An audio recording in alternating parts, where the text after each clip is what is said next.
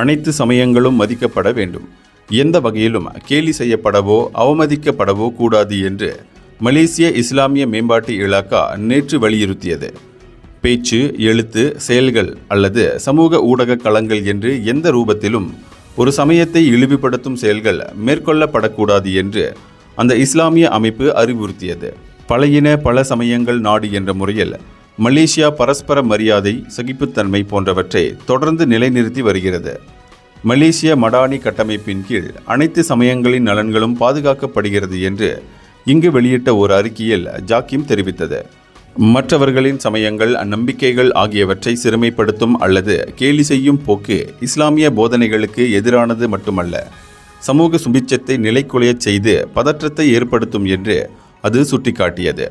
சமய உணர்வுகளில் மிகவும் கவனமாகவும் எச்சரிக்கையாகவும் இருக்க வேண்டும்.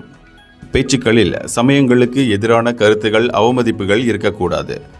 மேலும் மற்ற சமயத்தினர்களின் நம்பிக்கைகளுக்கு குந்தகம் விளைவிக்கும் அல்லது பாதிக்கும் அறிக்கைகளையும் வெளியிடுவதை தவிர்க்க வேண்டும் என்று அனைத்து தரப்பினருக்கும் அவர் நினைவுறுத்தினார்.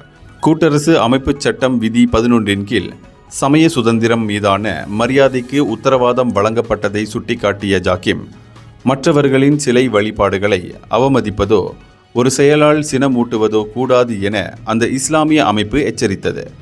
தைப்பூச திருவிழாவில் காவடி ஏந்தி செல்வதையும் வேல் வேல் என்ற முழக்கத்தையும் கேலி செய்யும் வகையில் ஏரா FM சமூக ஊடக வானொலி ஒரு காணொளி வழி பதிவை வெளியிட்டிருக்கிறது. இது மலேசிய இந்துக்களின் ஒட்டுமொத்த கொந்தளிப்புக்கு வகை செய்திருக்கிறது. கடுமையான கண்டனங்களை தொடர்ந்து இதில் சம்பந்தப்பட்ட 3 அறிவிப்பாளர்களை எஸ்த்ரோ பணி இடைநீக்கம் செய்துள்ளது. இந்தியர்களின் இதய குரல் மக்களோசை.